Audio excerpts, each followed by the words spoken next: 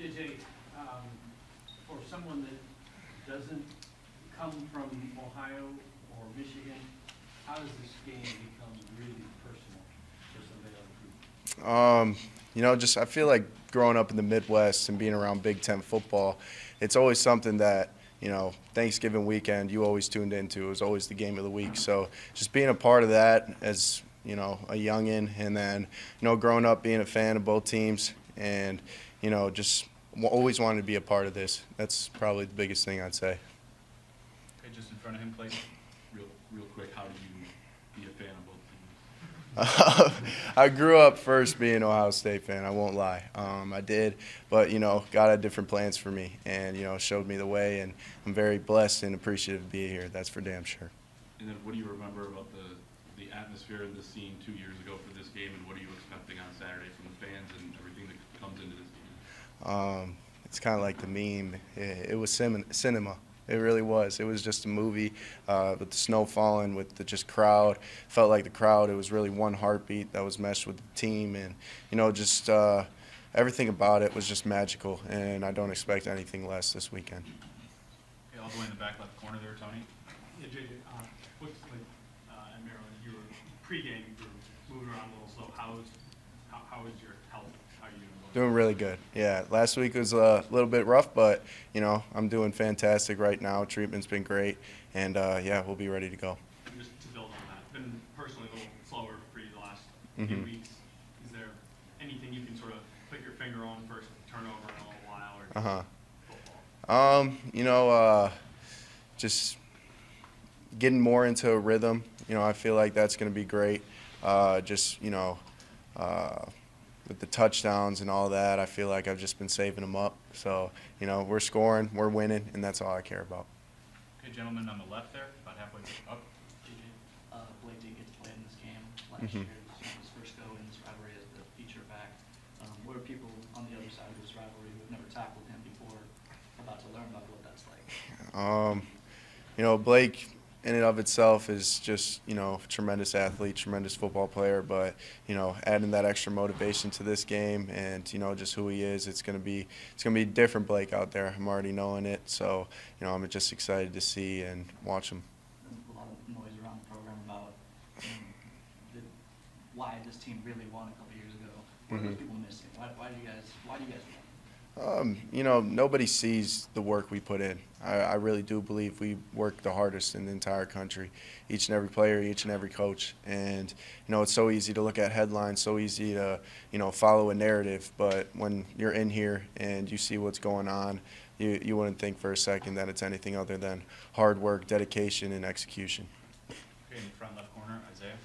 JJ, how much you got getting to start against Ohio State, you know, in Columbus last year, how much does it help to have that type of experience to kind of lean on? Even though two different teams, right? But yeah. Like, how much can you lean on having played in the game before when you go into a game like this? Huge. I think experience is one of the, you know, greatest edges you can have as a player. And just going into last year, that first drive, just all those emotions that were creeping in, it was something that I've never felt before. So now it's predictable, therefore manageable, and I'll know how to, you know, handle my emotions and get them down to where they need to be. And, yeah, I'd just say it does a lot for me, that's for sure. Okay, we'll go to your right side in the front here, Larry. With the potential pressure of this game and your coach is suspended, another one got fired, how much does your meditation help when there's extra chaos going on around your life? Tremendously. Just keeping things simple, keeping things focused on the present moment and what I can control.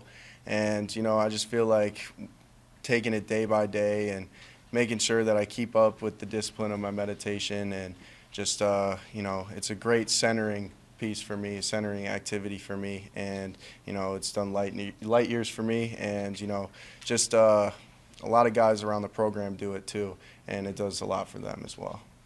Okay, same side here, the gentleman all the way to the right.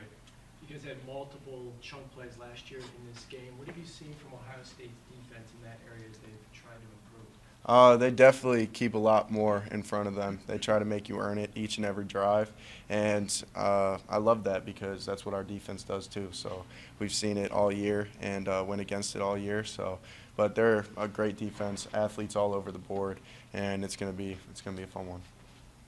right in front here, Dennis. JJ, could just be one of these things when Sharon's been the head coach, your numbers have not been way up here and more up down here. How much do you rely on Jim Harbaugh? He is the head coach, and is there anything that you can do this week without having him there that you've learned over these 3 more as the head coach? You know, I think each and every game is unique and different, and I feel like these, you know, past couple of games where Coach Harbaugh hasn't been there have been extremely unique. So just getting on the same page with Coach Moore, making sure that there's no confusion throughout the week with the game plan and what he expects of me, and just, you know, going out there and doing the best I can every single play, no matter what's called, and just doing my job at the end of the day. Okay, we've got time for a few more. We'll go back to the left side in the corner. Ryan.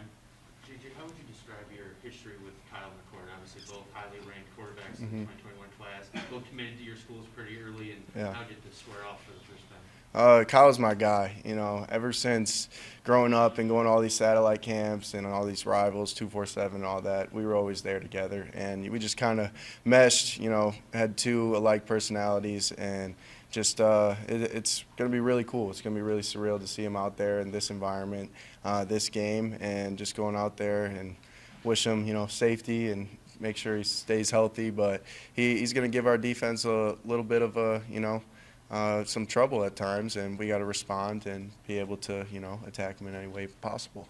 And how much have you interacted with him during the season? I haven't really interacted with him much. Don't really interact with any other quarterbacks during the season, but yeah, I might shoot him a text this week and just see how he's doing, check in. Okay, same side towards the front. Austin.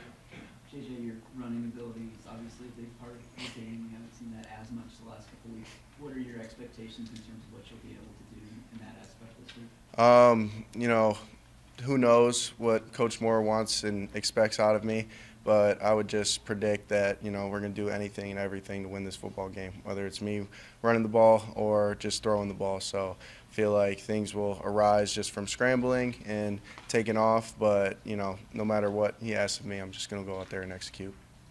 Okay, Tom on the left. I didn't hear the question that was asked over there, so this is the same one, I apologize. But, No worries. you guys have been without Jim now 5 games. Has that prepared you guys enough for this game because this one is so different? Are there still adjustments that you guys need to make? I would say so. Just like the whole process and throughout the day of just not having him there, it was different at first, and just now with that experience and knowing how it works and how the coaches react to certain things and how they go about coaching the game, it's going to be, you know, tremendous for us this Saturday because it's one of the bigger games. In the back on the left, Michael. JJ, coming into the season with some new pieces on the offensive line, there were some games earlier in the year where the coaches were mixing and matching, trying to find the best 5, and then against Maryland there were some more changing pieces. I guess, how do you feel about the cohesion of this offensive line going into this game, and then, you know, potentially what comes next beyond? Cohesive as all get out. You know, those guys are always on the same page. You know, they love each other. They, you know, do whatever they can to just be, you know, one tight unit and go out there every single play to, you know, dominate the man in front of them, protect me, protect the backs, and, you know, doesn't matter who's in there. They're always just one cohesive unit that plays really well. Okay, we'll go with 5 more for JJ, so we have time to get through Mikey Sainer still. In the back on the left, Brad Galley.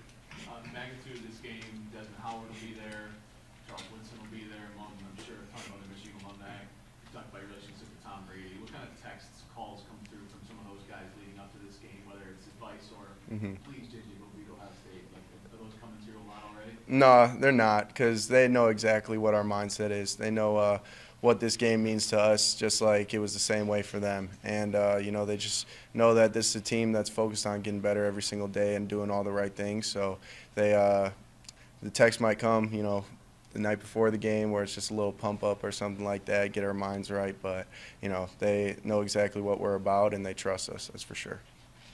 Sorry, I just want to be sure. Andrew, did you say you're good? Yeah, Okay. no, I have a question. Yeah, that's what I want to make sure. Go ahead. With the Michigan versus everybody thing, how much of that is seeking a little extra motivation versus actually feeling that way?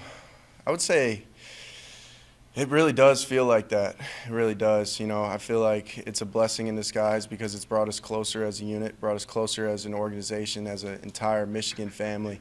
You know, just all the Michigan faithful reaching out and showing their support. It just means everything to us, and we are so greatly appreciative of it. And, you know, it means a lot that, you know, we have all the Michigan alumni having our back, and it just gives us more motivation to get out here every single day and do our best for those guys, but most importantly for ourselves. Okay, we'll finish with 3 on the right side here, about halfway back. Zach?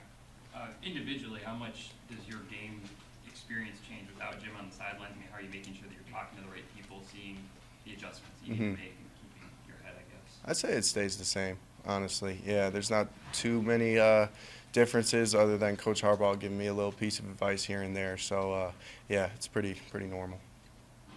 Rainer? Yeah, knowing how the win over Ohio State 2 years ago changed the narrative around this program, how much do you subscribe to the idea that the future of the program is at stake based on the results? Yeah, I would say every single year it's always like that. This game is one of the defining moments for a season, you know, Big Ten East title on the line, and, you know, it defies the future of the program. So we're just going to try our best to keep it simple, focus on day-to-day wins, and, you know, do our best within each snap when the game comes. Is it hard not to get caught up in that, just knowing that there is so much on the line? No, I wouldn't say so, just because we're so ingrained to just, you know, stay in the present moment and really focus on the task at hand and the day at hand. So, you know, that just goes to credit, you know, Coach Harbaugh and Coach Herb and just the rest of the staff keeping us, you know, in this mindset of just, you know, focusing on the daily victories. It's almost habitual now. Okay, final question for Mr. McCarthy. Bob? JJ, you mentioned the headlines and the narratives. What bothers you the most about what you hear?